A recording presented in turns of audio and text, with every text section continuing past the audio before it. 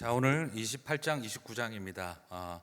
오늘 설교를 짧게 해야 하는 날 또 본문이 또 무척 길고 또 장례가 또 있어서 지금 가봐야 되는데 또 할 이야기가 되게 많은 본문인데 이거 둘로 나눠서 하면 딱 좋겠는데 이게 또 뭉쳐서 또 놔뒀네요. 자, 오늘 야곱의 모습처럼 내 생각대로 되는 게 없습니다. 그렇죠? 자고 일어나니 레하고 이게 답이 없어요. 우리 생각대로 되는 일은 없어요. 우리 인생 가운데 그런 것 같습니다. 자, 28장을 간단하게 정리하면 이제 집을 떠나는 이야기죠, 그죠?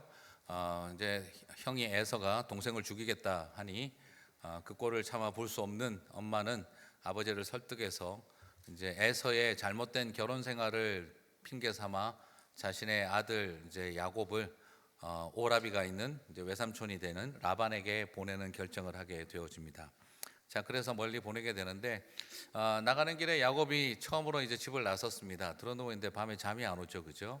자, 말 그대로 이게 뭐 잠이 오겠습니까? 여러분 생각해도 자, 이 먼 길을 다시 역이민을 가야 되잖아요. 역이민을 다시 돌아가는 일, 메소포타미아까지 가는 그 자리, 이제 팔레스타인 촌동네에서 태어나서 자라왔던 자기가 그 번화한 메소포타미아 문명이 넘치는 그 동네로 돌아가는데 자, 과연 나는 가서 제대로 할 수 있을까? 그리고 그 가는 길을 안전하게 갈 수 있을까? 막 여러 가지가 복잡한 상황입니다. 나중에 어머니 돌아가시는 거 볼 수라도 있을까? 뭐 여러 그냥 이런 복잡한 상황 속에서 그는 집을 나가야 했다는 걸 우리가 여기서 살펴볼 수가 있습니다. 자, 여러분 이런 상황이라고 한다면 누가 생각해도 이건 지금 결단코 쉬운 일이 아닌 상황이죠. 자, 그러면 이런 상황일 때 하나님께서 뭘 보여주시는가? 내가 15절에 28장 15절에 보면 내가 너와 함께 있어 네가 어디로 가든지 너를 지키며 너를 이끌어 이 땅으로 돌아오게 할지라 내가 내게 허락한 것을 다 이루기까지 너를 떠나지 아니하리라 하신지라. 자, 오늘 이 28장 15절 약속이 되게 중요한 게 나중에 이게 어디까지 이어집니까? 야복강을 넘어서 돌아올 때까지 이 약속이 성취되어져 가는 거죠, 그죠? 자, 여러분 나중에 기억하실 것은 야곱이 외삼촌 라반, 장인어른 라반의 집을 떠나갈 때 그때 하나님 너와 함께 하겠다 뭐 이런 약속 뒤늦게 하신 게 아니에요. 이미 자기 집을 떠날 때부터 오늘 뭘 약속하신 겁니까? 내가 이곳으로 돌아오게 하리라. 형님 에서가 있고 아버지 이삭이 있는 곳으로 돌아오게 하리라 한 약속을 언제부터 한 것입니까? 떠나는 날 그날 밤 잠 못 이루는 밤에 베델 광야에서 이미 다 약속을 하셨던 것을 볼 수가 있습니다. 자, 그런데 이때 하나님께서 약속하신 것이 바로 뭐냐 그러면은 가장 중요한 것인데요, 내가 너와 함께 있어요. 임마누엘에 대한 약속, 그리고 보혜사에 대한 약속, 그리고 야훼 하나님의 속성이신 함께 있어. 자, 내가 너와 함께 있어 네가 어디로 가든지 너를 지키며 너를 이끌어 이 땅으로 돌아오게 할지라 내가 내게 허락한 것을 다 이루기까지 너를 떠나지 아니하리라. 자, 하나님의 가장 중요한 속성, 저와 여러분이 하나님을 어떻게 알 수 있습니까? 우리가 천국의 보좌를 연구해서 이해하고 하나님의 나라를 우리가 연구해서 아는 게 아닙니다. 우리가 하나님을 아는 지식의 출발은 바로 뭐죠? 그분이 우리와 함께 하시기 때문입니다. 그래서 예수님도 임마누엘이고 보혜사도 제일 중요한 말이 뭡니까? 내가 너에게 또 다른 보혜사를 보내어 주리니 너희와 함께 있어 무엇을 말할지 가르쳐 주리라. 카운셀러라고 하셨던 거죠. 전제가 또 뭐죠? 함께 있어. 구약에서 나오는 여호와 하나님 야훼, 그 이름도 뭡니까? 너희는 두려워 말라 내가 너희와 함께 있어. 또 모든 게 다 함께 있어요. 예. 자, 이것이 바로 하나님이 가지고 있는 우리의 속성. 예수님 때부터 갑자기 하나님이 우리와 함께 하시기 시작한 게 아니고 하나님은 저 멀리 계시는 개념으로 여호와 하나님을 설명한 적이 없습니다. 여호와 하나님의 출발은 뭐죠? 너희와 함께 있어요. 예수님도 너희와 함께 있어. 보혜사 성령님도 뭐죠? 너희와 함께 있어. 자, 그러므로 우리에게 굉장히 중요한 개념이 바로 뭐냐면 삼위일체를 아는 것은 바로 하나님이 나와 함께 한다는 것을 아는 사람들에게 주어져 있는 지식이라는 거죠. 자, 이것이 굉장히 중요합니다. 자, 그런데 여기서 더 중요한 포인트는 바로 뭐냐면 이제 집 나와 가지고 뭘 해야 될지 답이 안 보일 때 하나님은 어떤 툴들에 대한 약속을 하지 않아요. 제일 중요한 게 바로 뭐냐면 내가 너와 함께 있다는 거예요. 자, 여러분 실제로 뭐 너에게는 우리 옛날 동화 보면 주로 뭐가 나옵니까? 먼 길 갈 때 알리바바가 누구를 만나고 알라딘이 누구를 만나죠? 네, 그들이 만나면 주로 뭘 이야기하죠? 옛날 전설의 이야기 보면은 주로 나오는 게 뭡니까? 마셔도 물이 떨어지지 않는 물병을 주리라. 먹어도 없어지지 않는 도시락통을 주리라. 아무리 걸어도 닳지 않는 신발을 주리라. 옛날 우리가 보는 전설과 동화 이야기는 전부 다 그런 거예요, 그죠? 그런데 오늘 하나님께서 약속하고 있는 것은 그런 게 아니라 뭘 약속하고 계십니까? 내가 너를 주리라. 너에게 나를 주리라 약속하고 계신 거죠. 자, 가장 중요한, 우리가 이 땅을 살아가면서 우리는 여전히 뭘 원합니까? 닳지 않는 신발과 마르지 않는 물병과 그리고 사라지지 않는 도시락통 같은 거를 우리는 원합니다. 써도 바운스 나지 않는 어카운트를 우리는 원합니다. 써도 한도가 나오지 않는 그런 크레딧 카드 같은 걸 하나님께서 주시기를 원하는데, 하나님은 그건 세상에 많은 우리가 보는 전설과 동화에 나오는 이야기고요.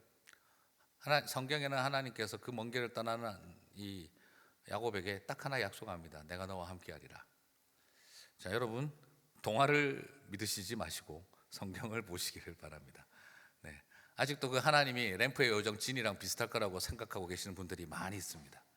그죠? 소원 3개만 들어주시면 딱 좋을 텐데.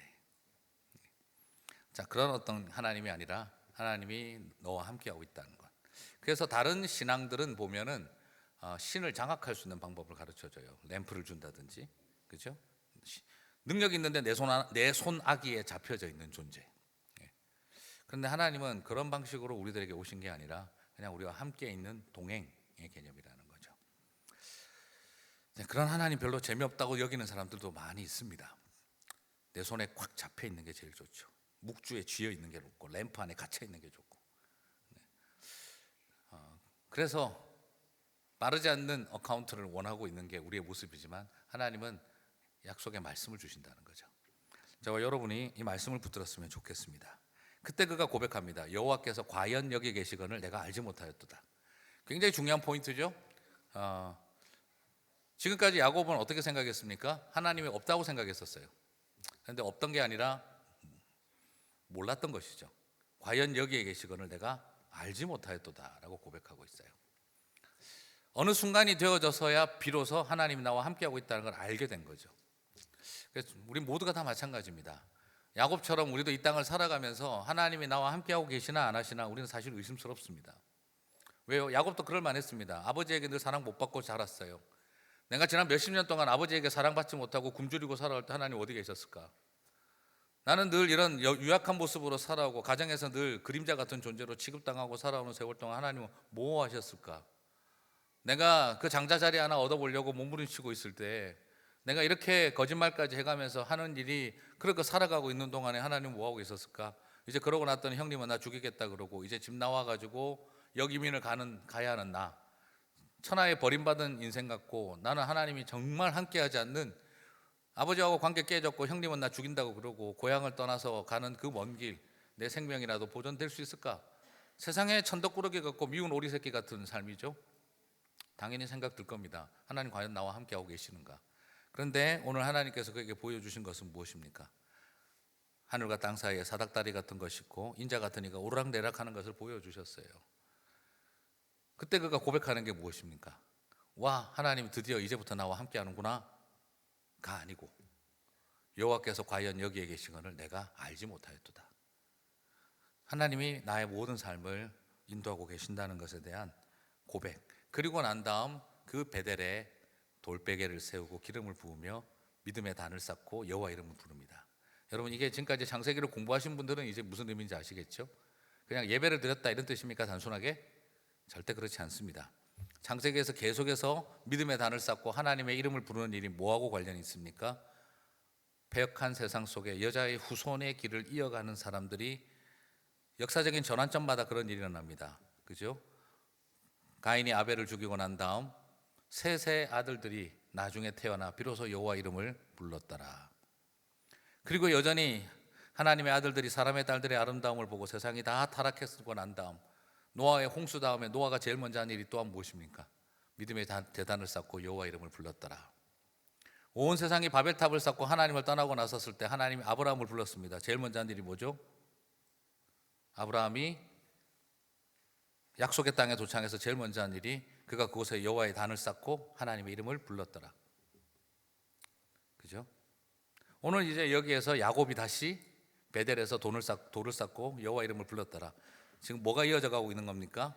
바로 셋의 계보들이 노아를 통해 아브라함을 통해 야곱을 통해 이어져 가는 거죠. 나중에 그것은 어디에서 완성되어집니까? 이스라엘이 출애굽할 때 뭘 이야기합니까? 우리가 저 광야를 나아가서 믿음의 단을 쌓고 하나님을 예배하게 해달라. 이제 뭐로 이어지는 거죠? 여자의 후손을 이어갈 민족 공동체가 만들어지는 거죠. 그죠? 그래서 여러분, 우리가 예배를 드린다는 개념이 의식과 제행위를 하는 게 아닙니다. 그 가치를 정확하게 다시 정리하셔야 됩니다. 바로 온 세상에 하나님을 떠난 세상 가운데 하나님의 이름을 부르는 역사의 출발이라는 거예요. 그때마다 하나님께서 구속사의 전환점을 일으키고 여자의 후손을 준비할 믿음의 백성들이 하나님의 이름을 부르는 일이에요. 그래서 여러분이 가정에 가서 믿음의 단을 쌓고 여호와의 이름을 부르는 일이 단 한 번도 하나님의 이름이 불리워지지 않았던 이 가문과 이 집안 속에 이제 여자의 후손의 역사가 시작되게 하여 주옵소서. 그것을 고백하는 일입니다. 내 일터와 삶의 연장에서 하나님의 이름을 부르는 일이 그냥 기독교인이니까 예배드려야지 이런 거 아닙니다. 그건 말 그대로 딱 뭐하고 똑같으냐? 정기적인 월삭과 그리고 율법에 따라 열심히 율법을 지키는 것에 불과합니다. 주님은 그런 걸 원하시는 게 아니세요. 바로 내가 셋의 역사를 이어가고 아브라함의 역사와 노아의 역사를 이어가는 바로 여자의 후손의 역사를 이어가는 사람. 지금 우리에게 여자의 후손을 기다린다는 것은 이제 무엇을 의미합니까? 다시 오실 주님을 기다린다는 것이죠. 이때 이 사람들은 초림하실 예수님을 기다린 것이었고 바로 그것을 잊어버리지 아니하고 우리의 삶 속에 이 세상에 어떤 배역이 있다 하더라도 하나님 앞에 부르는 예배자가 되겠다는 것이죠. 그것은 굉장히 중요한 의미를 갖습니다. 자, 오늘 그 일이 일어나는 거죠. 그리고 난 다음부터 이름을 벳엘, 베트가 집이라는 것이기도 하고 문이라는 뜻도 있는데 바로 엘, 하나님의 집, 그리고 천국의 문. 자, 지금 뭐가 열린 겁니까? 자기가 보기에는 고생문이 활짝 열렸죠, 그죠? 죽을 고생문이 열렸어요. 죽을 문이 열렸어요. 그런데 하나님이 함께하고 계신 것을 딱 보고 나니까 와, 이제 내 인생 고생문 활짝 열렸다. 와, 이제 내 인생 지옥문이 활짝 열렸다 싶었는데 그 고생문과 지옥문이 열렸다라고 생각했던 그 자리가 하나님이 함께한다는 걸 알고 난 다음 뭐로 바뀌는 겁니까? 벳엘로 바뀌는 것입니다. 오늘 집에 가셔서 믿음으로 선포하십시오. 하나님, 이놈의 집구석이 베델이 될 줄 믿습니다. 그죠? 아시죠, 여러분? 열받았을 때는 가정이라고 하지 않고 뭐라고 합니까? 집구석이라고 하죠, 그죠? 자, 바로 오늘 고생문 활짝 열렸던 그의 집이 벳엘, 하나님의 집, 천국의 문으로 선포되어졌습니다. 믿음의 백성들에게 주어져 있는 축복은 바로 뭡니까? 이 세상에 나 혼자밖에 없구나, 천상천하 유아독존이구나, 이제 내 인생 죽을 고생길만 열렸구나 싶은 그 자리가 하나님이 함께 하신다는 걸 알고 난 다음에는 베델로 바뀌는 역사가 있는 줄 믿습니다. 여러분이 가셔서 여러분의 가정에서 믿음의 제단을 쌓고 여호와 이름을 부르시고 내 일터와 삶의 자리에서 부를 때 여기는 먹고 살기 위한 공간이 아니라 여기는 할 수 없이 살고 있는 공간이 아니라 벳엘로 바뀌는 역사가 있을 줄 믿습니다. 그 경험들이 고백들이 있게 되시기를 바랍니다. 자, 그러면 창세기 29장은 굉장히 독특한데요. 이건 창세기 29장은요, 제가 예전에 설교를 한번 했었는데 27장에 대한 역습이다, 제가 이렇게 표현을 했었어요. 뭐냐면 이게 데자부가 떠오른다는 거죠. 이 그림에 보면은 그냥 오늘 이 말씀은요, 그냥 처음부터 끝까지 데자부인 것 같아요. 데자부가 뭐예요? 술집이든 뭐 이렇게 하시면 안 됩니다. 자, 어디 뭐 젊은 애들 춤추러 가는데 뭐 이렇게 이야기하시면 안 돼요. 자, 데자부가 뭘 말하는 거죠? 데자부는 내가 가본 적이 없는데 어딘가 한번 가본 것 같은, 내가 어딘가 갔는데 뭔가 다시 일어나는 것, 자리와 같은 곳, 재현된 것 같은 것, 내가 꿈에 가본 것 같은 곳, 내가 언젠가 꿈에서 느꼈던 것 같은 것, 뭐 이런 일이 일어나는 걸 말하는 거죠. 자, 왜 그렇게 이야기를 합니까? 오늘 29장을 보게 되면은요, 분명히 처음 겪는 일인데 예전에 겪었던 일하고 너무나 연관성을 가지고 있어요. 자, 왜 그러냐? 오늘 여러분 한번 보시면, 자, 라헬과 레아가 결혼을 하는 모습을 살펴보게 되죠. 그죠? 레아는 시력이 약하고 라헬은 곱고 아리따우니, 번역이 좀 애매합니다. 자, 여러분 라헬이 일단 보니까 어땠습니까? 그죠? 리브가도 그랬고 그냥 하여튼 그 낙타들을 물을 막 먹이잖아요. 장난 아니에요. 여러분 제가 예전에 한 번 말씀드렸죠. 잠언에 나오는 현숙한 여인. 원어 의미는 뭔지 아십니까? 기억나시죠? 예, 팔뚝 굵은 여인이래요. 그 고대 사회에서의 여성의 현숙함은 그 굵은 팔이에요. 이게 워낙 일이 많았기 때문에. 리브가도 여러분 되게 예뻤을 것 같지만 낙타들 그 물 먹이는 거 보세요. 팔뚝 장난 아니었다는 뜻이에요.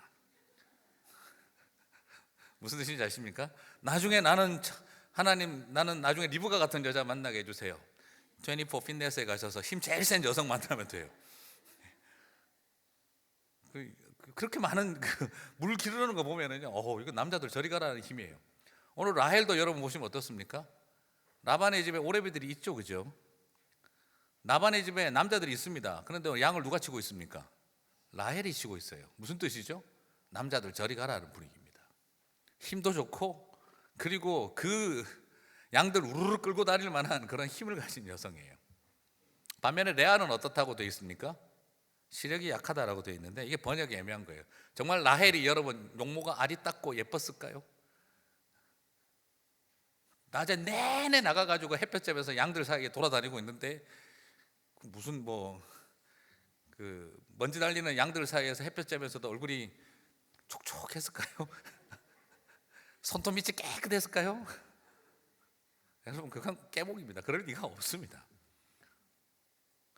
그 당시 용모가 아름답고 아리따우니라 이건 뭘 말하느냐, 요즘 생각하는 그렇게 늘 24hours 촉촉한 피부 이걸 말하는 게 아니에요. 24시간 내내 그냥 밖에 나가가지고 양 치고 먼지 뒤집어 쓰고 그리고 햇볕 밑에서 양들 치고 돌아다니는 사람이에요. 거칠고 힘있고 능력 있는 여성을 말하는 겁니다. 목축 사회에 딱 맞는 사람을 말하는 거예요. 그게 보기에 좋은 거죠. 반면에 레아는 이렇게 눈이 시력이 나쁘다, 이걸 얼굴이 못생겼다라고 설명을 자꾸 하는데 그렇지가 않아요.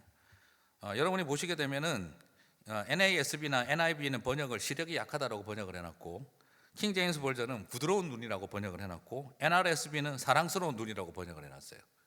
왜냐하면 실제로 이 표현이 두 가지 뜻을 가지고 있습니다. 약하다는 표현과 부드럽고 아름답다는 뜻이에요. 그럼 이건 뭘 말하느냐? 실제로 눈이 나쁘다 할 수도 있고, 두 번째로 한편으로는 눈이 부드럽고 너무 곱다 이거예요. 이건 뭘 말하느냐? 햇볕이 강한 사막 땅에 나가서 목축을 할 만큼 강하지 못하다는 거죠. 약하다는 거예요. 그리고 너무너무 부드럽다는 거죠. 이건 결국 뭘 말하느냐? 라헬은 굉장히 거칠고 터프하게 사막에서 양을 칠 수 있는 사람이고, 레아는 집에 앉아가지고 조용히 있는 사람이라는 거죠. 오히려 못났다 예쁘다 이 개념이 아니라 활동적이고 목축 사회에 커스터마이즈 되어 있는 라헬과 전혀 그렇지 못하고 집안에 있는 부드럽고 조용한 여성을 말하는 거예요. 두 가지 의미를 다 내포하고 있다고 봅니다. 그럼 이게 왜 중요하냐? 여러분 지금 라헬과 레아를 쳐다보고 있으니 어느 집안 가고 비슷하다는 생각 안 드십니까? 누구죠? 그죠? 에서와 야곱이에요. 제가 27장의 역습이라고 말씀드렸죠. 라헬 같은 사람이 누구였습니까? 에서였죠. 레아 같은 사람이 누구였습니까? 야곱이었습니다. 그리고 나서 첫날 밤을 지내고 나니 누구였습니까? 변장하고 온 레아였습니다. 어디서 본 것 같지 않으십니까? 변장하고 속인 사람이 있었죠? 누구죠? 야곱이었습니다. 하나님은요, 야곱의 다리 몽댕이를 부러뜨리는 방법이 아니라 데자부가 일어난 거예요. 야곱이 자고 일어나서 가만히 쳐다보니 지가 하는 말이 지금 어떻습니까? 아니 아버님이 나를 속임이 어찌미니오니까 변장하여 와서 레아엘인 줄 알았더니 레아였나이다 하는데 여기서 내가 많이 하던 말 같았는데 하는 생각이 들지 않았겠습니까? 자신의 인생이 미러링 되고 있는 거예요. 지금 그냥 그대로. 그냥 말 그대로 창세기 29장의 역습이 일어난 겁니다. 자, 여러분 왜 하나님 이런 일을 하셨을까요? 하나님은 뒤끝 있다. 자, 이것이 아니라 우리 하나님은 뒤끝 있다는 하나님이 아니라 결국 이게 다 뭐라는 거죠? 우리는 지난번 계속 봐왔죠. 나는 아버지같이 안 산다고 때려치우고 나갔더니 이삭이 어떻게 했습니까? 제 아버지 하든지 똑같은 짓을 했습니다. 야곱이 그 짓을 하고 나와가지고 자기도 똑같이 당했습니다. 살아가면서 이 땅의 인간이라고 하는 게 나는 굉장히 지혜로운 줄 알았더니 나도 똑같이 당하는 인간이었고, 나는 이렇게 해서라도 열심히 잘 사는 걸 줄 알았더니 나도 남한테 그렇게 짓밟히고 사는 인생이었고, 우리가 다, 나는 아버지같이 안 살 줄 알았는데 나도 아버지랑 똑같은 인간이었고, 유약한 나를 왕따시키고 다혈질 에서 형님을 사랑하던 아버지를 보고 열받았던 자기가 자기랑 똑같은 레아는 무시하고 에서 같은 라헬은 사랑하고 있는 거죠. 여러분, 대단히 죄송하지만 아름답고 완벽하게 살 자신 있으십니까? 그렇게 산다고 솔직히 믿어지십니까? 에서만 사랑하는 아버지에게 그렇게 상처받으며 살아놓고 지금 자기가 라헬의 목숨 걸고 있어요. 이게 인간이고 이게 죄인의 모습입니다. 이건 결국 뭘 우리에게 보여주고 있습니까? 사람에게 선한 것이 없다는 것. 다시 말씀드리면 폼 잡지 말라 이 말입니다. 우리가 다 똑같은 죄인들이라는 것. 야곱이 나중에 무엇을 깨닫습니까? 창세기 49장에 가면 야곱과 함께 무덤에 들어간 사람은 누구였습니까요? 아브라함과 함께 사라가 들어갔고 이삭과 함께 리브가가 묻혔죠. 야곱과 함께 묻힌 사람은 누구였을까요? 뒤늦게 나중에 보면 레아가 묻힙니다. 하나님께서 하시는 일들 앞에 내 생각과 내 고집과 내 눈에 보기에 좋은 대로 살아왔던 자신, 나나 아버지나 에서 형님이나 똑같은 인간이었다는 걸 야곱이 다 깨닫고 난 인생 마지막 창세기 49장에서 비로소 그는 레아를 자신의 아내로 마지막 열조의 묘실에 모시는 것을 보게 되어집니다. 오늘 우리는 이것을 바라보면서 이 기구한 데자부가 미러링이 일어나고 있는 이 현실을 보며 뒤끝이 강하신 하나님을 보시는 게 아니라 죄인들의 우리의 모습을 봤으면 좋겠습니다. 그리고 그 죄인들이 하나님의 은혜 앞에서 세워져 가는 것. 나만 억울한 줄 알았지, 나도 남들의 눈에 피눈물 나게 하는 인생들이었다는 것. 나만 피눈물 흘리고 살아가는 게 아니라 나도 누군가의 눈에 피눈물 흘리고 살게 하는 똑같은 연약한 인생이라는 걸 깨달으면서 하나님 앞에 내가 은혜 아니면 아닙니다 라고 고백하는 자리에 서게 되는 날, 저와 여러분에게 그 고백이 있을 때 우리 안에 회복이 있는 줄 믿습니다. 우슬촌 목거지 갈 때마다 제가 하는 말이 있죠. 마칠 때마다 전부 다 하는 말이 그래요. 용서하기로 결단했다고. 항상 80% 이상은 용서하기로 결단했다 그래요. 용서를 구하겠다는 사람들은 20% 미만입니다. 늘 신기하죠. 죄 지은 사람은 없는데 왜 이렇게 용서할 사람들은 많은지. 사람은 다 자기 중심입니다. 오늘 창세기는 우리에게 바로 그걸 보여주고 있습니다. 상처받았다고? 너도 똑같이 상처 주는 인생이야. 은혜 없이는 안 될 존재들이라는 것. 상처받은 인간들이 더하다는 걸 다시 보여주는 그 모습을 그냥 그대로 바라보는 것이죠. 다시 우리가 하나님 앞에 겸손해지고 주님의 은혜 앞에 엎드리는 저와 여러분 되시기를 주님의 이름으로 축복합니다. 기도하고 마치겠습니다. 하나님 감사합니다. 오늘 야곱의 모습을 살펴보면서 우리의 모습을 고백합니다. 지적하고 돌팔매질하고 채찍질하지 않고 스스로 자신의 모습을 발견하도록 이끌어 가시는 하나님의 침묵 속에서 역사하시는 하나님의 손길을 바라봅니다. 하나님, 야곱이 깨달아 알아간 것처럼 우리도 깨달아 알아가는 존재들 되게 하여 주시옵소서. 감사합니다. 예수님 이름으로 기도드립니다. 아멘. 네, 수고하셨습니다. 네.